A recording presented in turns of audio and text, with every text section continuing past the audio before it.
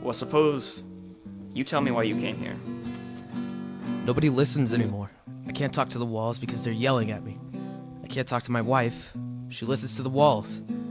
I just want someone to hear what I have to say. And maybe if I talk long enough, it'll make sense. And I want you to teach me to understand what I read. Well, I don't know.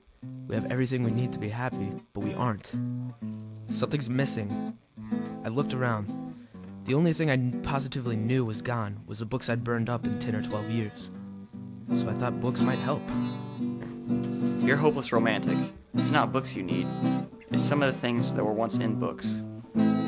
Of course you couldn't know this. Of course you still can't understand what I mean when I say this. You are right. That's what counts. 3 things are missing. Number 1, do you know why books such as this are so important? Because they have quality. What does the word quality mean? To me, it means texture. This book has pores. It has features. This book can be under the microscope. You'd find life under the glass, streaming past an infinite profusion. The more pores, the more truthful, recorded details of life per square inch you can get out of the sheet of paper. The second reason, leisure. It provides off hours, yes, but time to think. If you're not driving 100 miles an hour at a clip where you can't think of anything else but the danger, then you're playing some game or sitting in some room where you can't argue with the 4-wall televisor. Well, the televisor is real.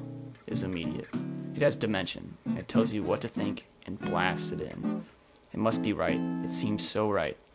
It rushes you on so quickly to its own conclusions. Your mind hasn't time to protest. What nonsense.